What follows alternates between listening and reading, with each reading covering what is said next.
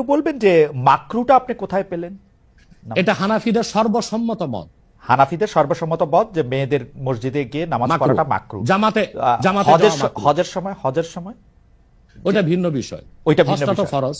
হজটা ফরজ এবং সেখানে নামাজ আদায় করা, ওই সময় মেয়েরা জামাত আদায় করতেছে, ওইটা ওরা করতে পারবে, কিন্তু পরে আর এমনিতে নরমালি আর পারবে না। পারবে না মানে বললাম তো, নিরুৎসাহিত করা হয়েছে। তারা ঘরে পড়বে, ঘরে পড়াটাই উত্তম। এটা যদি মাকরু হইতো তাহলে কি হজের সময় এটা পড়াটা জায়েজ থাকতো?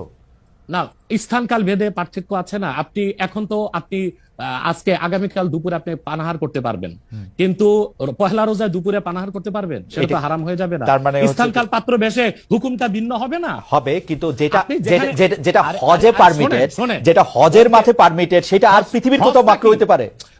হজটা কি? হজটা হচ্ছে কাবাগরে যেতে হবে, পুরুষকেও যেতে হবে, মহিলাকেও যেতে হবে। কাবাগর একটাই, সেজন্য সেখানে সেটা ছাড় আছে।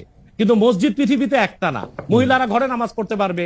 হ্যাঁ, তারপর আমরা এটা বলে থাকি, যেমন কোন মহিলা ঢাকা গেল শপিং করার জন্য, এখন নামাজের সময় হলো, সে বাড়িতে আসতে নামাজ কাজা হয়ে যাবে, সে বাইতুল মোকাররম যে নামাজ পড়ে নিক, মহিলাদের জন্য যদি সুব্যবস্থা থেকে পড়তে পারবে। মাকরুটাকে আপনি খুব বড় করে দেখার প্রয়োজন নাই। এই যে আপনার মাথায় টুপি নাই, এটাও কিন্তু মাকরু। স্যার, যেটা মাথায় বসাও মাকরু, রাইট। যেটা কিন্তু তাই বলে তো আপনাকে আমি গুনাহগার বলতে পারছি না, পারেন, উৎসাহিত করব।